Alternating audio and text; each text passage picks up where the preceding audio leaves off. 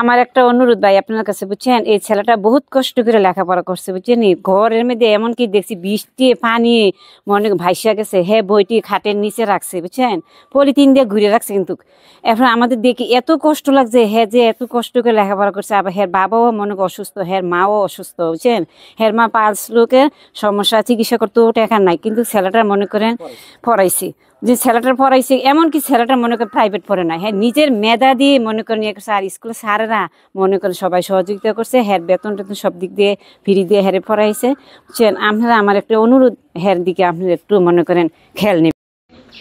প্রাথমিকভাবে ভর্তি হওয়ার জন্য প্রায় 30,000 টাকা লাগে। সেই 30,000 টাকা ওনাদের কাছে দায়ী, যেটা আমাকে ইমন জানিয়েছে। আসলে এই যে সে একটা অজপাড়াগাঁও থেকে খুলনা মেডিকেল কলেজে পড়ার সুযোগ পেয়েছে, তার এই পড়ার সুযোগটুকু যদি আর আশেপাশের লোকজন বিভিন্ন সংগঠন দাঁড়িয়েছে, তারপরেও যারা সমাজে বিত্তবান আছেন, সামাজিক সংগঠন আছেন, তারা যদি আসলে ওর পাশে না দাঁড়ান, তাহলে কিন্তু আসলে এই যে এই ফুটন্ত যে কলিটা, এটা কিন্তু প্রস্ফুটিত হবে না। তো আমরা আবারও জানবো ইমনের কাছ থেকে, আসলে এই যে সামাজিক সংগঠনগুলো তোমার পাশে দাঁড়াইছে, হ্যাঁ, আরো সামাজিক লোক দাঁড়াবে, তাদের জন্য ভবিষ্যতে তোমার কি করার ইচ্ছা আছে? জি ইনশাল্লাহ, আমি ভবিষ্যতে ইনশাল্লাহ তাদের পাশে দাঁড়াবো। বিশেষ করে আমরা এলাকাবাসী একটা গ্রুপ আছে, আবার আমার টিচার আছে, ভাইয়া আছে, ওনারা আমাকে সহযোগিতা করতেছে। ইনশাল্লাহ তাদের প্রতি আমি বিশেষভাবে কৃতজ্ঞ আর কি। কয় ভাই কোন? জি আমরা 2 ভাই 2 বোন। জি। ওনারা কি করে? বড় বোন চট্টগ্রাম বিশ্ববিদ্যালয়ে, আর ছোট বোন হচ্ছে ইন্টার ফার্স্ট ইয়ারে পড়ে, আর ছোট ভাই ক্লাস 5-এ পড়ে। এই ইমন কাজে আবার এই বছর ডাক্তারিতে ইন্টারভিউতে ভর্তি পরীক্ষায় খুলনা মেডিকেলে আসছে। আমরা খুবই আনন্দিত এবং গর্ববোধ করছি। ইমনকে আমি অন্তরের অন্তঃস্থল থেকে অভিনন্দন ও শুভেচ্ছা জানাচ্ছি। আর ও হচ্ছে যে ওর যে খবরটা শুনে আমি অত্যন্ত আনন্দিত এবং আপ্লুত।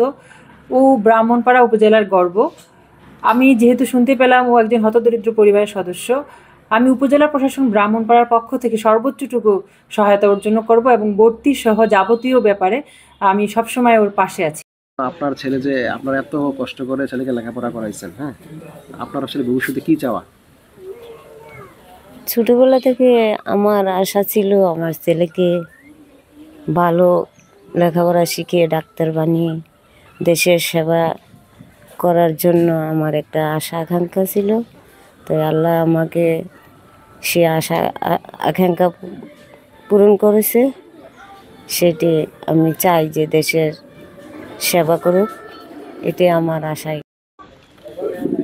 খুলনা মেডিকেল কলেজে চান্স পাওয়ার পরেও ভর্তি নিয়ে এখনও একটা অনিশ্চিত তার পরিবার এবং ইমন।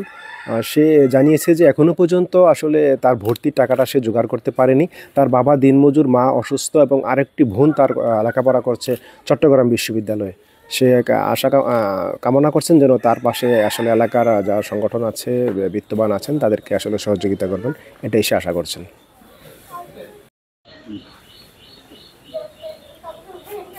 এম হাসান, দৈনিক আমার দেশ, কুমিল্লা।